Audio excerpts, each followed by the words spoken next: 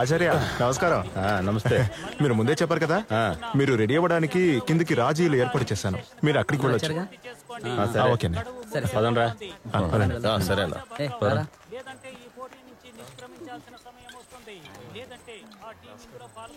ఒరే మామా, వాళ్ళు వచ్చారు, ఆ ఆహా టీము. నేను వెళ్ళి రిజిస్ట్రేషన్ చేసి అనౌన్స్ చేయనా? వద్దు వద్దు వద్దు, ఇప్పుడు చెప్పొద్దు. ఇప్పుడు చెప్తే ఉన్నవాళ్ళు కూడా పారిపోతారు. ఓ పని చెయ్యి, చివర్లో పిలిచి చెప్పు. సర్లే. ఎక్కడికి వెళ్ళినా వాళ్ళు వచ్చేస్తున్నారు. వాళ్ళు అన్ని చోట్లకి వెళ్తున్నారు, కప్పు కూడా కొట్టేస్తున్నారు. రాళ్లు కొట్టే పని, చెట్లు ఎక్కే పని చేయడం వల్ల వాళ్ళు చాలా స్ట్రాంగ్ గా ఉన్నారు. ఈసారి మాత్రం వాళ్ళు గెలవకూడదు. అందుకు మనం ఏం చేయగలం?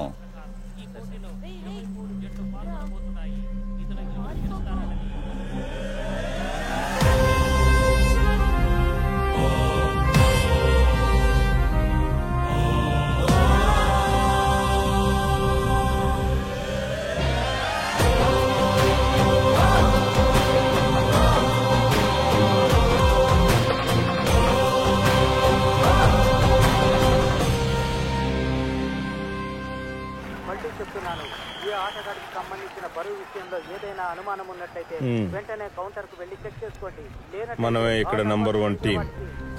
దానికి తగ్గట్టే మనం తాడు లాగాలి. మనం ఇక్కడికి వచ్చింది కూడా కప్పు కొట్టడానికి, అంతకు మించి మనకేమీ అక్కర్లేదు.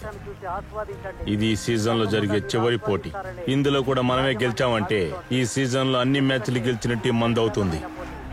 వరుసగా 56 గెలుపులు. మనల్ని మనమే ఓడించగలం, ఇంకెవరూ ఓడించలేరు. దాన్ని మనం నిరూపించాలి.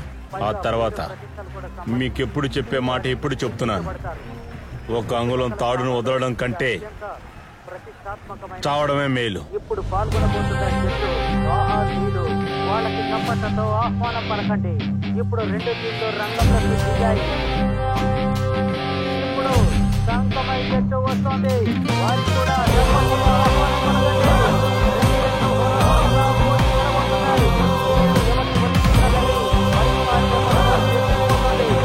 అంతవరకు వేసుకుంటండి.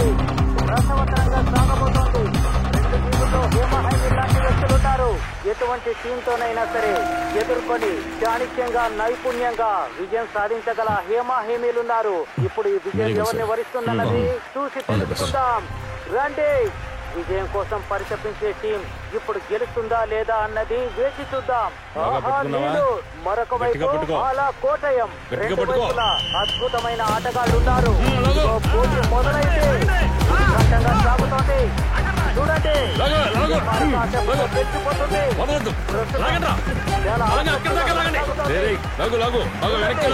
ఇరువైపులా వాళ్ళు పట్టణ ఏమాత్రం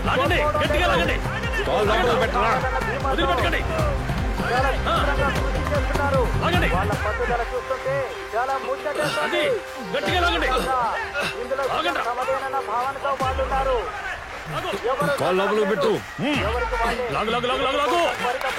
నేను చెప్తాను గట్టిగా పట్టుకో. కానీ ఆ విజయం ఎవరిని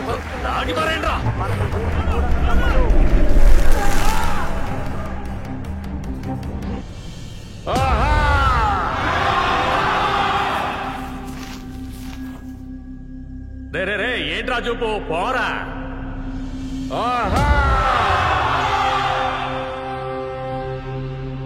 గట్టిగా లాగండ్రా. లాగండ్రా.